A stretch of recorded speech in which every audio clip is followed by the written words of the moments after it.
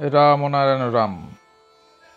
সত্য কাহিনী অবলম্বনে পরম বিস্ময় বালক ঠাকুর।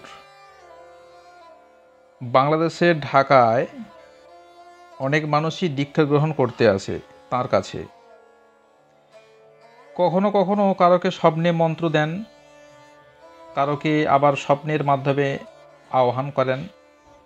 কুমিল্লায় এক গ্রামে এক কুলবধূ স্বপ্ন দেখছে একটি ময়ূরপঙ্খী নৌকা একটি নদীর বক্ষ দিয়ে তরতর করে এগিয়ে চলেছে।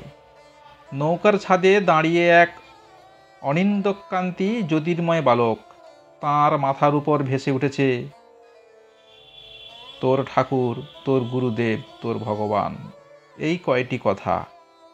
ঘুম ভেঙে থেকে উঠে স্পষ্ট মনে পড়ে রাতের স্বপ্নের কথা। আবার খটকা লাগে, বালকের বয়স তো তার ছেলের থেকে কম মনে হলো। যাই হোক, কিছুদিন পরে কি একটা উপলক্ষে সেই কুলবধূটি এক জায়গায় বেড়াতে গেছে। সেখানে শুনল যে সেই গাঁয়ে এক বালক ঠাকুর এসেছেন। স্বপ্নের কথা তার মনে পড়ে গেল। মায়ের সঙ্গে সে বালক ঠাকুরকে দর্শন করতে গেল।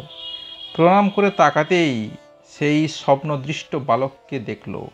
তিনি হাসছেন আর বলছেন, সন্দেহ, অবিশ্বাস, এত অল্প বয়স, মহা মুশকিল, কিন্তু স্বয়ং কর্তাই তোমার মুশকিল আসান করে দেবেন। কাল সকালে স্নান করে ফুল নিয়ে এসো। পরের দিন মহিলাটি দীক্ষা নিল। মাতঙ্গিনী দেবীর ঘটনা আরও আশ্চর্যের। ঢাকা বিক্রমপুরের পালপাড়া গ্রামে কৃষ্ণপক্ষের এক রাত্রে তিনি স্বপ্ন দেখছেন তিনি বৃন্দাবনে রাধা মাধবের মন্দিরে বসে আরতি দেখছেন।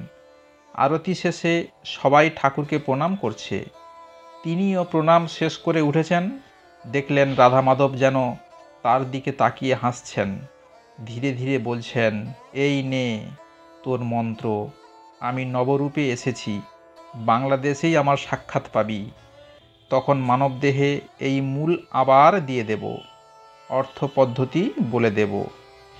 যখন মাতঙ্গিনীর এই স্বপ্নের কথা মনে হতো, সারা শরীর রোমাঞ্চিত হয়ে উঠত অপূর্ব পুলকে।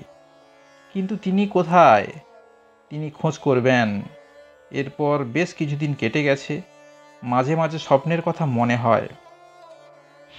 কিছুদিন পরে এক আত্মীয় বাড়ি বেড়াতে গেছেন। খবর পেলেন যে অসাধারণ শক্তিধর এক বালক ঠাকুর এসেছেন।